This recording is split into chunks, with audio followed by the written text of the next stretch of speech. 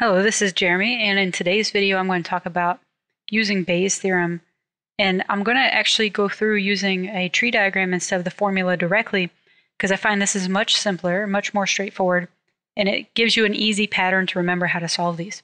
I'll also talk about how to use a calculator to find these probabilities once you have them because sometimes it's easy to mess up the order of operations here.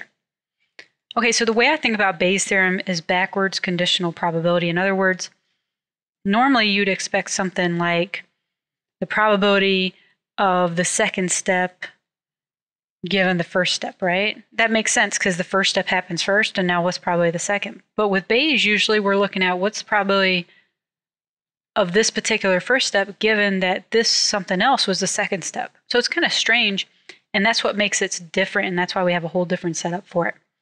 Let's look at this question and see how it works into that framework. So we know from a company audit that 4% of department budgets have errors. We make a program and it's supposed to analyze budgets and catch these errors. And in a test, it gets the errors 98% of the time. But 5% of the time it says, hey, there's an error, but there's actually not. So there's no such thing as something perfect that will always find stuff. You can also see this in medical studies, things like that. There's no perfect vaccine. And so that's kind of the idea we see here. We say a budget was marked by the program as having an error.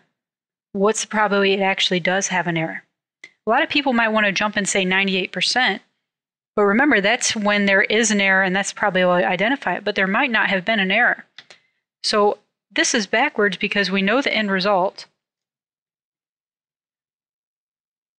In other words, we know it was flagged as having an error, but we want to know what's probably it does in fact have an error, which it started out having an error. That was the first step, or not, and then it's either flagged or not. So the first step that I do when I see this type of problem that's backwards conditional essentially is I go through and I make a tree diagram of the steps. The first step, the budget was created. It either had an error or it did not have an error.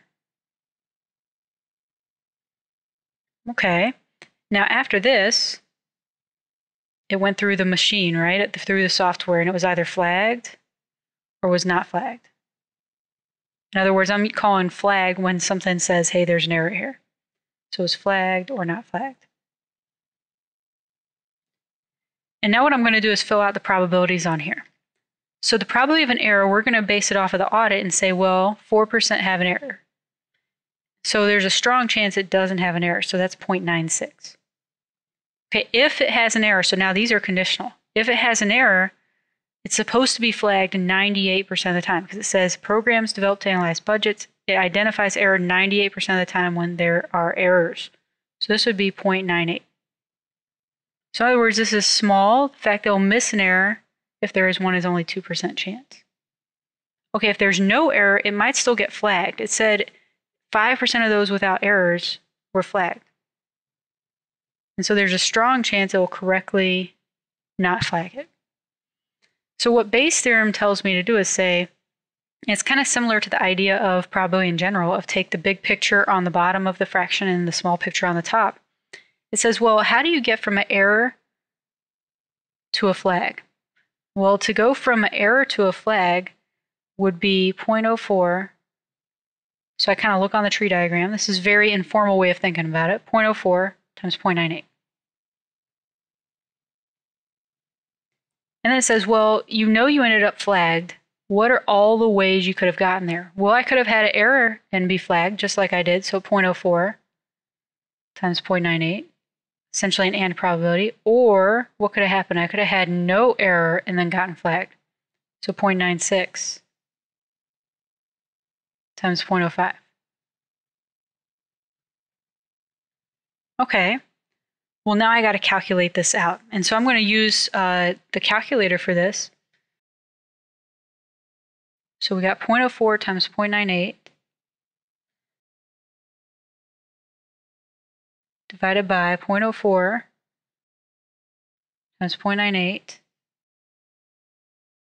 plus 0.96 times 0.05. And that comes out to 0.45 approximately, so approximately a 45% chance. Notice how I put parentheses around the entire denominator. So this is to make sure that it divides by the whole denominator, not just by the first part. So the order of operations here is important, and the calculator always follows them. So if you don't put parentheses, it's going to divide first before it adds. Now, think about this for a minute. We were told that this identifies errors correctly 98% of the time. But if something's flagged, it actually only has a 45% chance of there really being an error. What's going on here is that the chance of an error is so small to begin with, 4%, that even though this is highly accurate, even if it identifies a flag and flags something, there's still a low chance of there actually being an error, because in general, there's just not too many errors. So this actually plays out in all kinds of situations, such as very rare diseases. So you could have a test that's 99% accurate, and if the disease is very rare, even if you test positive, the chance of having it is pretty small. And it's the same idea. So Bayes' theorem is one of those that really messes with how you think about probability, and it's something worthwhile to research about.